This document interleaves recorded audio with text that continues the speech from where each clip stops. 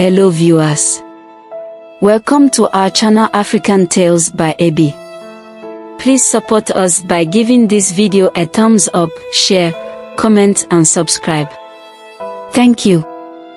In the primordial times, when the world was young and gods roamed the earth, there lived two ancient sea deities, Perseus and Ceto. They were formidable beings, guardians of the ocean's secrets and progenitors of many monstrous creatures. Among their children were the Gorgons, a trio of sisters whose destinies were intertwined with both beauty and horror. Medusa, the youngest of the three, was a stark contrast to her sisters, Steno and Uriel. While Steno and Uriel were immortal, their visages fearsome and their powers vast, Medusa was mortal. Her beauty was beyond compare, a trait that set her apart even more starkly against the monstrous forms of her siblings. Her golden hair shimmered like rays of sunlight, her skin glowed with the warmth of life, and her eyes sparkled with a deep, mesmerizing blue. The Gorgon sisters shared a bond that went beyond blood. Steno and Uriel were fiercely protective of Medusa, understanding the fragility of her mortal life. They often found themselves marveling at her beauty, a stark reminder of the delicate balance between the divine and the mortal realms. Their childhood was spent in the deep recesses of the sea, in a hidden grotto that their parents had carved out for them.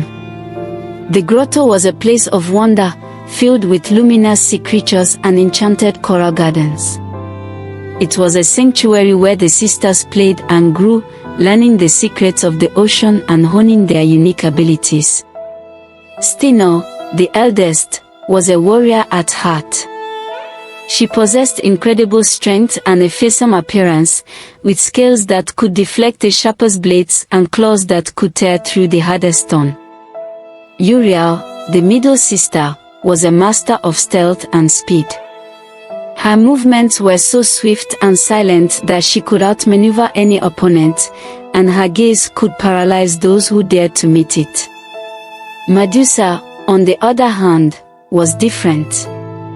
Her abilities were more subtle, her powers not yet fully realized.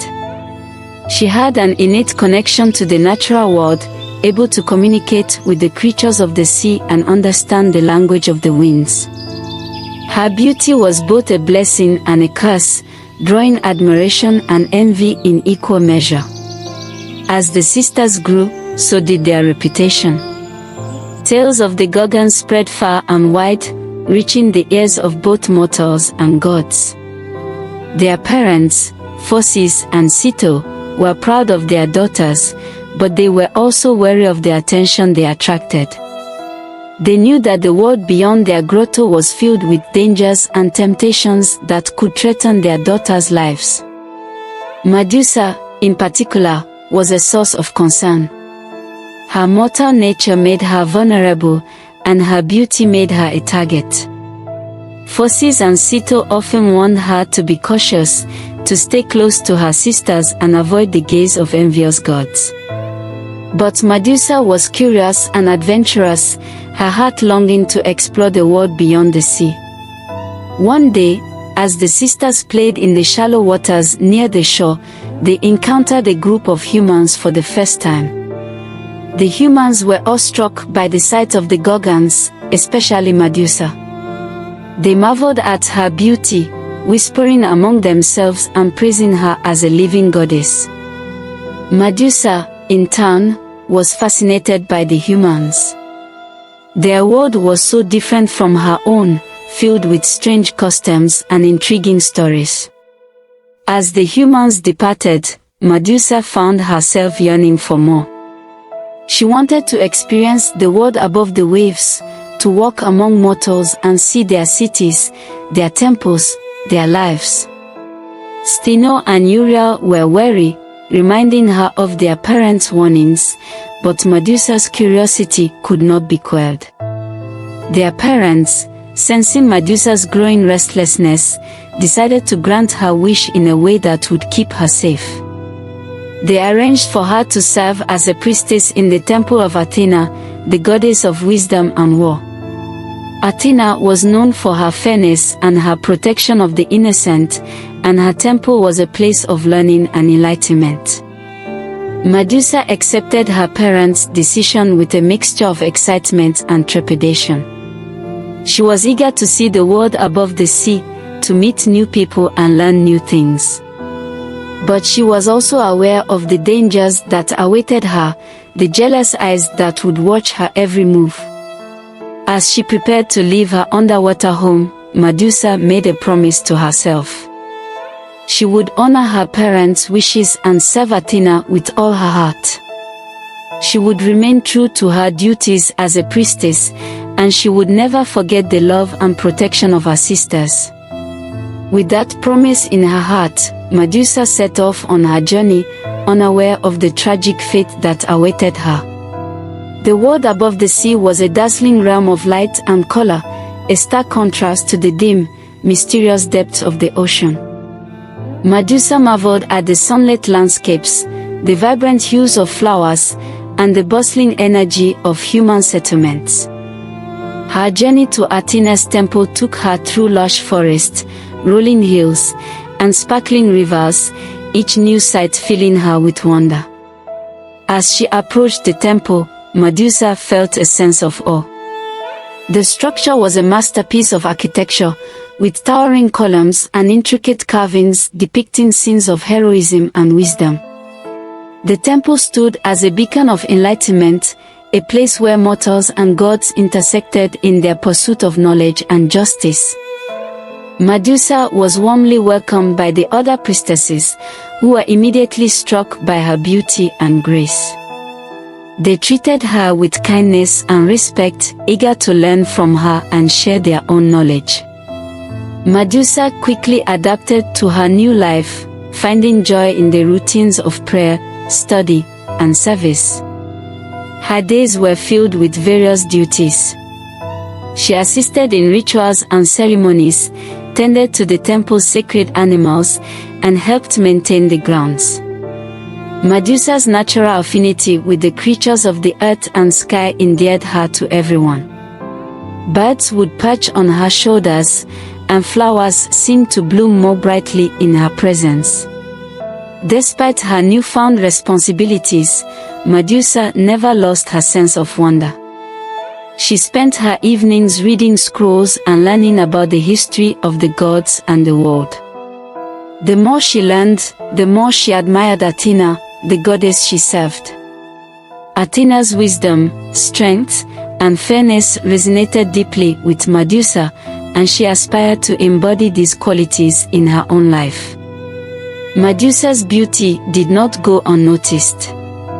Pilgrims and worshippers who visited the temple were often captivated by her presence. Her golden hair, radiant complexion, and serene demeanor drew admiration from all who saw her. Many suitors came to seek her favor, bringing gifts and declarations of love. However, Medusa remained steadfast in her vow of chastity and dedication to Athena. She gently but firmly turned down their advances, her heart committed to her divine service. Among those who admired her was a young warrior named Thales. He often visited the temple, ostensibly to offer prayers to Athena, but in truth, his visits were motivated by his desire to see Medusa. He admired her not just for her beauty but also for her intelligence and kindness. Though he respected her devotion to Athena, he could not help but hope that one day she might return his affection. Medusa valued Thales' friendship and enjoyed their conversations about philosophy, history, and the nature of the gods. She appreciated his respect for her vows and his genuine interest in her thoughts and opinions. Their bond grew, but Medusa remained clear about her commitment to Athena. One evening, as the sun set and the temple was bathed in the golden glow of twilight, Medusa found herself deep in thought. She stood in the garden, surrounded by blooming flowers and chirping birds, contemplating the balance between her mortal desires and her divine duties. She loved her life in the temple, but a part of her wondered what it would be like to experience the world beyond its walls, to live as other mortals did, with love and family. Her musings were interrupted by a sudden chill in the air. The sky darkened, and a storm began to brew. The winds howled, and the trees swayed violently. Medusa felt a sense of foreboding, as if the gods themselves were watching her. She hurried inside the temple, seeking solace in prayer. As Medusa knelt before Athena's statue, she felt a presence behind her. Turning, she found herself face to face with Poseidon, the god of the sea. His eyes were filled with a fierce desire, and his voice was like the rumble of distant thunder. "Medusa," Poseidon said, his gaze piercing through her. "I have watched you from the depths of the sea, and I am captivated by your beauty and spirit. I have come to claim you as my own." Medusa's heart pounded in her chest. She had heard tales of Poseidon's power and his tempestuous nature. Fear gripped her, but she stood her ground, her voice trembling but resolute. "Lord Poseidon," she replied, "I am a servant of Athena, dedicated to her temple and her ways. I cannot forsake my vows." Poseidon's expression darkened, his desire turning to anger. "You would reject a god for the sake of your vows. I will not be denied, Medusa." With a wave of his hand, Poseidon summoned the storm inside the temple. The winds howled, and lightning flashed, casting eerie shadows on the walls. Medusa tried to flee, but Poseidon's power held her in place. He approached her, his intentions clear. In that moment, Medusa's world shattered. The temple's sanctity was torn apart as Poseidon's storm raged. Medusa's heart raced with a blend of terror and disbelief. This was the temple of Athena, a place of wisdom and sanctuary, now defiled by the fury of a god. She felt the power of the storm, each lightning strike and each gust of wind a testament to Poseidon's anger and desire. Poseidon's approach was swift, and Medusa, despite her attempts to flee, found herself immobilized by his power. The god of the sea was not to be denied, and his violation was swift and merciless. Medusa's cries echoed through the sacred halls, unheard by anyone who might come to her aid. The sacred temple, a place of refuge and worship, became a scene of horror and desecration. As quickly as the storm had come, it subsided, leaving behind a shattered Medusa. Poseidon, his deed done, vanished as abruptly as he had appeared, leaving Medusa alone in her despair. She lay on the cold, hard floor of the temple, her body and spirit broken, her mind reeling from the trauma and injustice of what had happened. Medusa's cries of anguish and pleas for mercy echoed through the temple, but the gods remained silent. She felt abandoned, her heart filled with a sense of profound betrayal. The very sanctuary she had dedicated her life to had become the stage for her violation. Her mind was a whirlwind of confusion and sorrow. She couldn't understand why this had happened to her, why she had been chosen as the target of Poseidon's wrath. She had always been devoted to Athena, following her teachings and maintaining her vows. Yet, here she was, defiled and forsaken in the very temple she had sworn to protect. Athena, from her place on Olympus, was not unaware of the desecration of her temple. The goddess of wisdom and war, known for her fairness and strategic mind, was filled with rage. However, her anger was directed not just at Poseidon, but also at Medusa.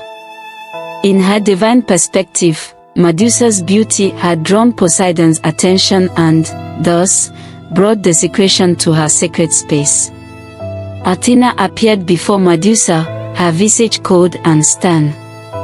Medusa, upon seeing her, felt a flicker of hope that the goddess might understand her plight and offer her solace. But that hope was quickly dashed. "You have defiled my temple, Medusa," Athena's voice boomed, each word laced with anger. "For this, you shall be punished. You will become a monster, feared and reviled by all. Your beauty will be your curse." Medusa's eyes widened with fear and disbelief. "Goddess Athena, please, I did not ask for this. I am innocent." But Athena's decision was final. With a wave of her hand, she cursed Medusa. Her golden hair twisted into a mass of venomous serpents, hissing and writhing. Her once radiant eyes now held a deadly power, turning anyone who gazed into them to stone. Her beautiful face became a mask of terror, her skin turning a sickly green. Medusa's screams of agony and sorrow echoed through the temple as her transformation took hold. Her heart ached with the injustice of it all, her mind unable to comprehend why she was being punished for a crime she did not commit. As Athena turned and left, Medusa's despair turned to anger, her spirit hardening with each passing moment. Banished from the temple and shunned by society, Medusa fled to a remote island. The island was a desolate, rocky outcrop in the middle of a vast sea, a place where no one would willingly go. It became her prison, a place where she could not escape her fate. Despite her monstrous appearance, traces of her former self lingered in her sorrowful eyes. She longed for the life she once had, for the love and acceptance she had known. But those days were gone, replaced by a never-ending nightmare.